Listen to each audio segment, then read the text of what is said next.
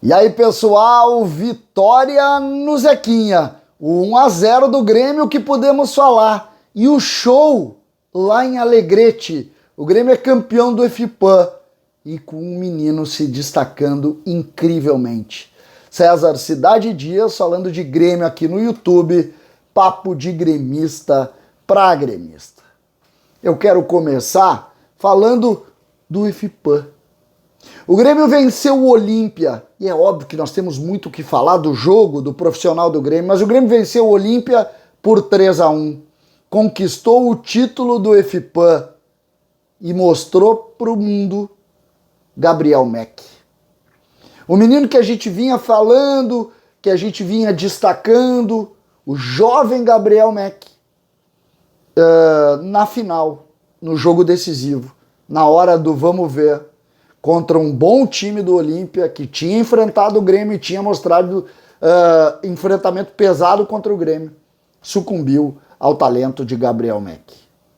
Primeiro gol de canhota, entrando em diagonal, recebendo um belo passe do Thiago, do volante, que é muito bom também.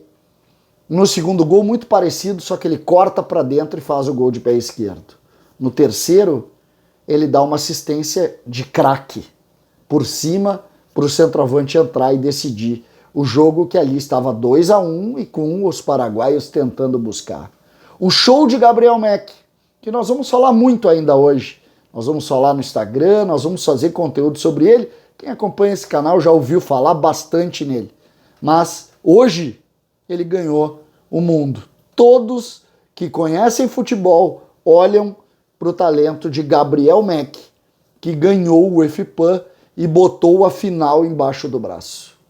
Craque de bola, com 14 anos, ainda um menino, mas que o torcedor do Grêmio pode começar a contar os dias para ver ele brilhar. Não é igual, não é comum se ter um talento como se tem esse menino aí.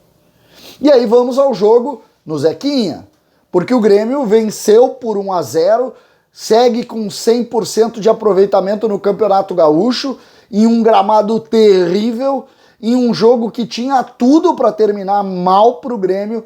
Renato conseguiu mexer as peças no segundo tempo e o Grêmio venceu. O Grêmio conseguiu a vitória em cima das mudanças de Renato. O Grêmio que começou o jogo com o Tassiano de um lado como lateral, com o Diogo Barbosa, com uma dupla de zaga que nunca havia jogado e que foi destaque. O Gustavo Martins pelo lado direito e o Bruno Vini pelo lado esquerdo. O Bruno Vini foi bem no jogo. O Gustavo Martins, para mim, foi um dos melhores do time. Aí o Grêmio abre o meio-campo com o Vijaçante, que não foi mal, e com o Lucas Silva, que inexistiu. Com o meia Cristaldo, o argentino, que era um dos destaques do jogo, mas que mal conseguiu tocar na bola, teve muitas dificuldades no jogo. O Cristaldo, no segundo tempo, quando ele estava melhor um pouco, o Renato tirou ele. Aí o Guilherme, de um lado, jogou muito pouco. O Guilherme saiu, inclusive, vaiado pelo baixo público, pequeno público que estava lá no Zequinha. E o Gabriel Silva do outro. Gabriel Silva tentando, mas também ainda o gramado horroroso para jogar.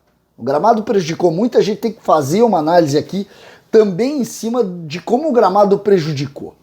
Como o gramado prejudicou, e aqui uma análise individual que a gente precisa ter cuidado. Na frente, Diego Souza, que mais uma vez sentiu muito a dificuldade física de enfrentamento, mesmo que era um jogo de bola viva para ele, dentro da área, uma outra tentativa, uma assistência para o Guilherme que ele acabou errando em bola, o lance mais emblemático do jogo até aquele momento. Depois foi substituído, entrou o Galdino e Renato resolveu no segundo tempo ganhar o jogo. Tirou o Cristaldo, botou o Bitelo. Tirou o Guilherme, botou o Ferreira. Em seguida, ele tirou o Diego Souza, botou o Galdino como centroavante. E tirou o Tassiano e botou o Fábio. Ou seja, Ferreira é titular, Bitelo é titular, Fábio é titular.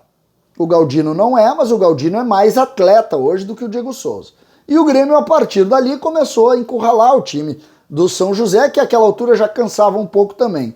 São José que havia levado trabalho ao goleiro do Grêmio em 2 oportunidades no segundo tempo e que, de certa maneira, até deixava o jogo um pouco tenso. Mas as coisas foram melhorando, o Grêmio foi pressionando, perdeu oportunidades e fez o gol. Uma jogada que teve a mão de Renato, porque a assistência é do Fábio e o gol é do Galdino. Dentro da área, como centroavante, inclusive um belíssimo gol, ele domina de pé direito, que não é o seu pé preferencial, acerta um lindo chute alto, ela dá na trave e a bola entra.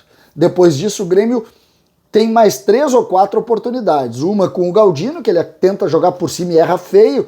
Se ele chuta firme de pé esquerdo, ele faz o gol, ele e o goleiro, num erro do zagueiro. Depois o Gabriel Silva teve oportunidade também, o Ferreira teve oportunidade também, e o Grêmio podia, inclusive, ter ampliado a partida. O que fica dessa relação? Fica exatamente a ideia de que o Grêmio começa a tentar criar soluções. Alguns dos velhos problemas voltaram a aparecer no péssimo jogo, que eu credencio muito mais ao péssimo gramado do que propriamente ao Grêmio em si.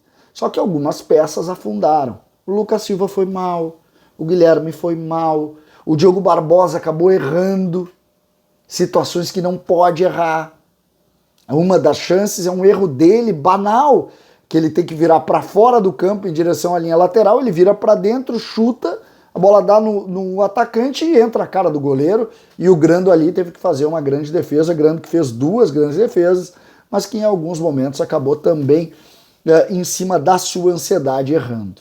O Grêmio sai desses primeiros jogos ganhando 2 jogos fora, tem o 3º jogo fora no meio de semana, na quarta-feira, contra o Esportivo de Bento. Jogo esse que é um jogo um pouco diferente, porque voltam os titulares, sobretudo Luiz Soares, que Renato, depois do jogo, disse que Soares havia pedido para não atuar nesse jogo e já tinha uma combinação de nesta semana ir ao Uruguai. Então o Soares não atuou, mas volta normalmente a trabalhar na segunda-feira e volta também nesse jogo em Bento. Bento Gonçalves, que espera o Grêmio para uma grande festa. Os ingressos estão sendo todos vendidos e a tendência é que a gente tenha um grande público. Para mim, mais uma vez, um Renato Portaluppi diferente, um Renato Portaluppi engajado, um Renato Portaluppi mais leve, dando conta da sua capacidade, do seu amadurecimento e cada vez mostrando para todos que ele é o treinador do Grêmio mesmo. Renato e Grêmio nasceram um para o outro. E nessas horas fica tão claro isso pra gente.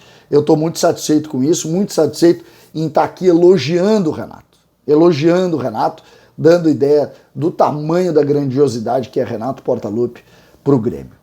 César Cidade Dias falando de Grêmio aqui no YouTube.